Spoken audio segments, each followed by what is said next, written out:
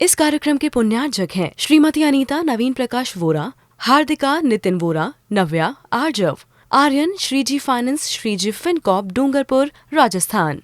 भगवान का पावन पुराण, भगवान की पावन कथा, भगवान का पावन चरित्र इस ठंड में भी आप श्रवण कर रहे हैं। रात को तो 11 बजे तक नाचे गाए हो, सुबह फिर आ गए। बारात चली ऋषभदेव भगवान की। ऐसी बारात देखी किसी के जो यहां कल डूंगरपुर में निकली।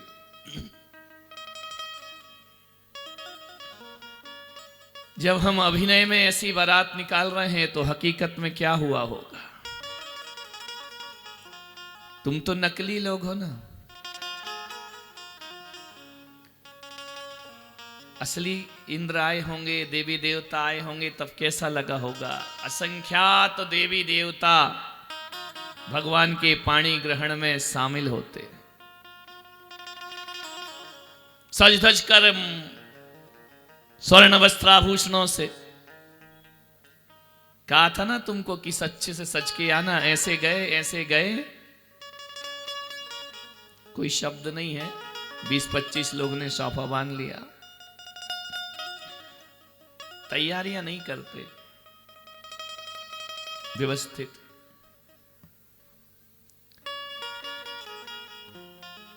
भगवान की बारात में मेरा उससे कोई संबंध नहीं, लेना देना नहीं।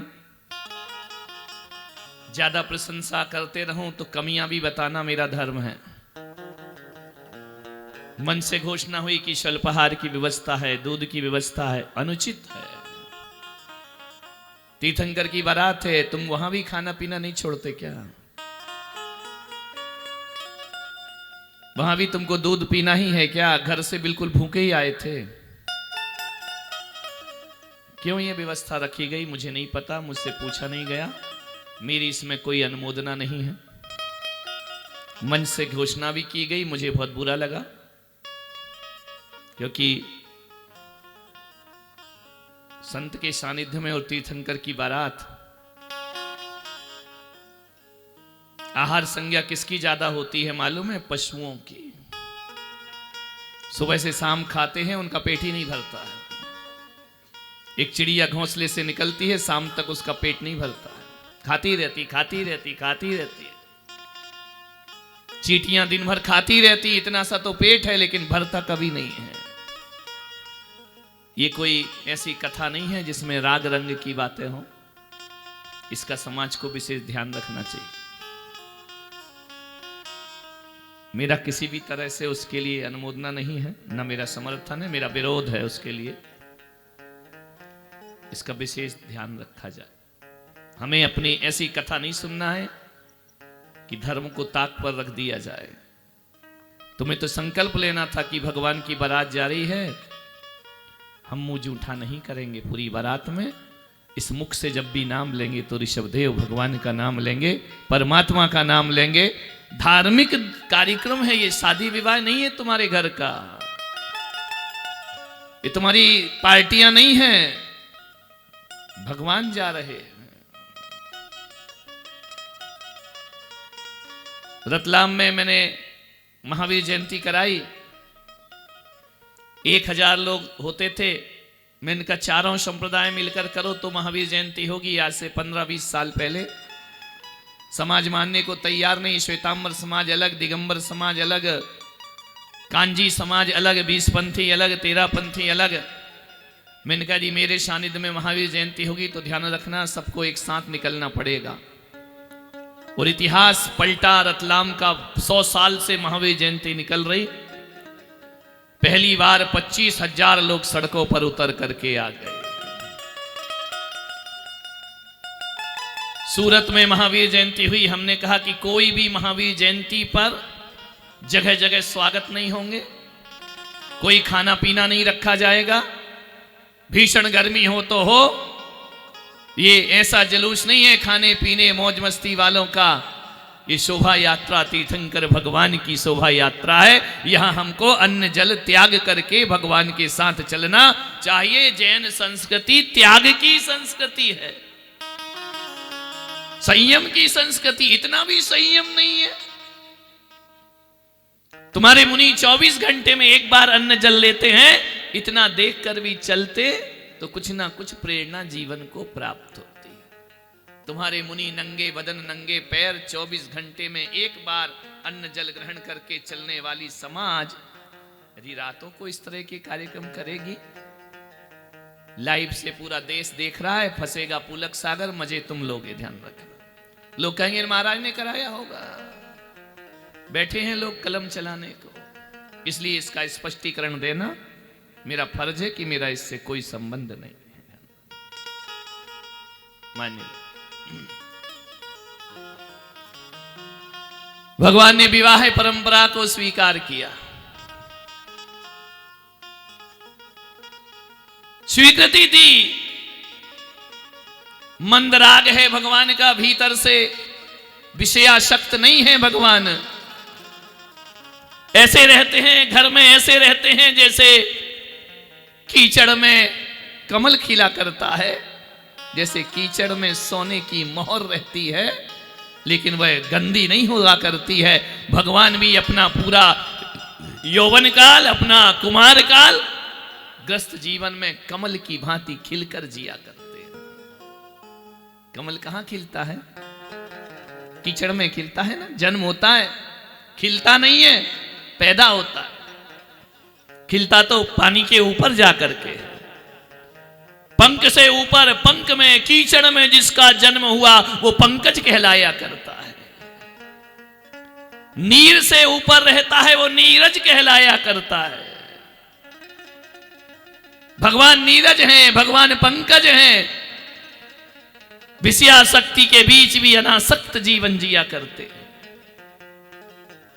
घर में रहकर भी जो वैरागी हैं, सारी दुनिया आनंद उठाती है उनकी सब क्रियाओं का। भगवान शांत चित्त है, शांत राग रुचि भी परमाणु विश्वम।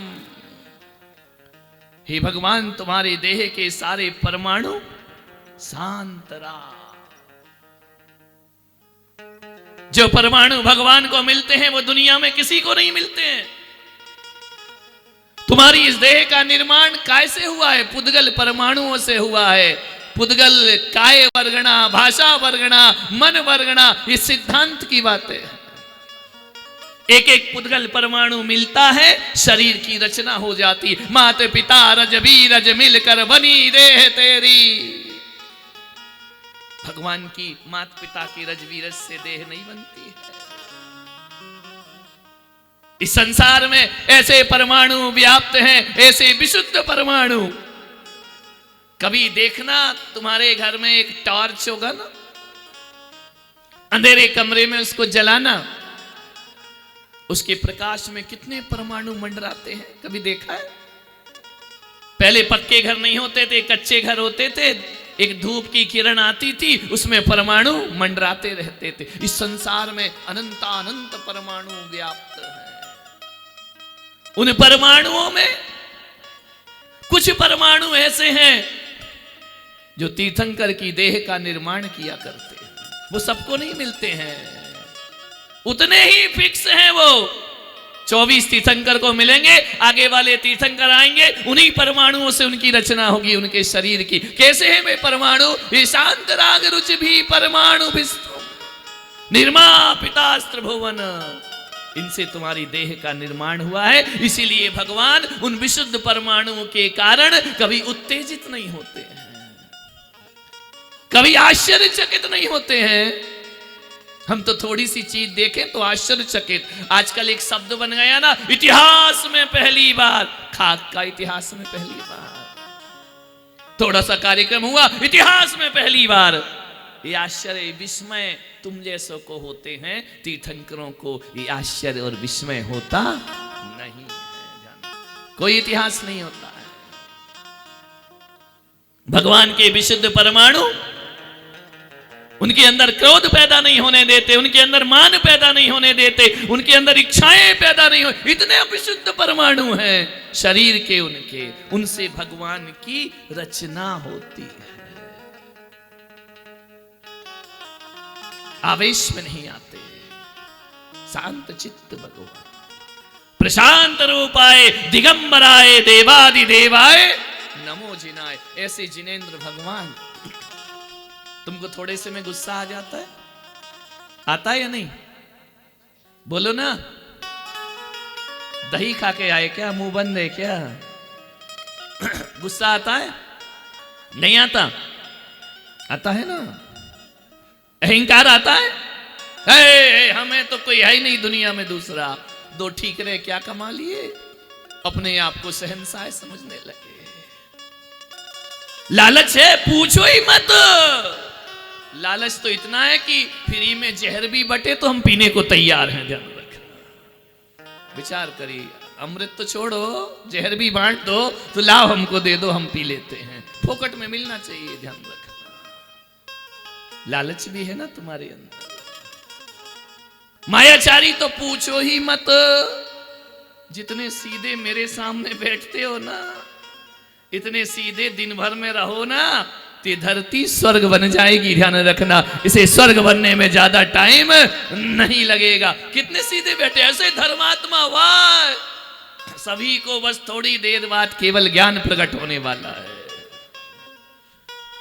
नहीं, आदमी का चेहरा, ये चेहरे बड़े भोले हैं, ये चेहरे बड़े भोले हैं। सच मानो बारूद के गोले हैं, ये चेहरे बहुत भोले हैं। आदमी दिखता कुछ है, होता कुछ है। इनके दुकान का रूप कुछ होता है, घर के रूप कुछ होता है, मंदिर का रूप कुछ होता है, और साधुओं के सामने का रूप बहरूपिया जीवन हमारा। भगवान का ऐसा नहीं होता। ये शांत राग रुचि भी परमाणु विस्तम। पूरा स्वर्ग चरणों में खड़ा है भगवान। अहम भाव में नहीं भरते। देखते नहीं भगवान की प्रतिमा कैसी है, शांत चित्त। कोई नाचे तो उन्हें मतलब नहीं, कोई गाए तो उन्हें मतलब नहीं है, कोई दुखी हो, शांत राग रुचि भी परमाणु विस्तम। शांत है भगवान, बीतराग भगवान। दुनिया में कहीं भी ढूंढने चले जाना, तीर्थंकर जैसी आत्मा किसी धर्म के पास नहीं हुआ करती है। ध्यान रखना, वो केवल जैनियों के पास है तो वो सबके, लेकिन मालिकियत जैनी जमाते हैं, ये भी उनका अहंकार है। भगवान तो सबका है। धन्य हो गई वह देवियां जिन्होंने भगवान के साथ परिणय किया। परिणय सूत्र में बन गई वो दोनों देवियां। क्या कहना उनके स्वभाव का, लोग भगवान को छू नहीं पाते हैं। उन्होंने अपना जीवन साथी के रूप में भगवान का वर्ण कर लिया है। ध्यान रखना, अरे वो आनंद भगवान को नहीं मिल रहा है जो आनंद उन राजकुमारियों को भगवान की अर्धांगिनी बनने का सौभाग्य प्राप्त होता। लक्ष्मी सरस्वती रूप यशस्वती और सुनंदा देवी कितना पुण्य कमा कर लाई होगी भगवान की पत्नी बनने का सौभाग्य। भगवान के साथ उठना, भगवान के साथ बैठना, भगवान के साथ वार्तालाप करना, कितना समय। एक आदमी का सबसे ज्यादा समय कौन लेती है, बोलो? शादी के बाद कौन लेती है, पत्नी या मम्मी? मम्मी तो बैठी रहती, बैठी रहे, अभी बात करना, हमको घूमने जाना है। ऐसा भगवान के घर में नहीं था। लेकिन सबसे ज्यादा वक्त रानियों के साथ बीतता है। कितना सौभाग्य होगा उसका। अनंत सुख सौभाग्य की धनी, अखंड सौभाग्य की धनी। जब तक तीर्थंकर घर में रहते हैं, किसी की मृत्यु नहीं होती उनके परिवार में। कोई वैधव्य नहीं देखा करता है, कोई विदुर नहीं हुआ करता है उनके परिवार में। जब तक तीर्थंकर हैं, कोई मृत्यु को प्राप्त नहीं होते। ये दिगंबर परंपरा का शाश्वत सूत्र दिया गया है। उनके असाता कर्म का उदय कभी नहीं आता। तीर्थंकर को सर्दी जुकाम कभी नहीं होते, तीर्थंकर को बीमारियां कभी नहीं होती हैं, तीर्थंकर को किसी भी तरह के रोग नहीं होते हैं। कौन था मैं? किसी के लिए खाली सूखा भूखंड, तो किसी के लिए मुंबई से अहमदाबाद के बीच आने वाला सिर्फ एक जमीन का टुकड़ा। किसी व्यापारी के हाथ लगता तो हजारों की तरह एक और रिसोर्ट बन जाता। किसी बिल्डर के हाथ लगता तो लाखों और की तरह मैं भी एक टाउनशिप बन जाता। लेकिन मेरे भाग्य में करोड़ों में एक होना लिखा था। मेरे भाग्य में आचार्य श्री पुलक सागर जी का आशीर्वाद लिखा था। नरेन्द्रं फणीन्द्रं सुरेन्द्रं अधीशं शतेन्द्रं सुपूज्यं भजे नायशीशं मुनीन्द्रं गणेन्द्रं नमो जोडिहातं नमो देवदेवं सदा पार्श्वनाथम्।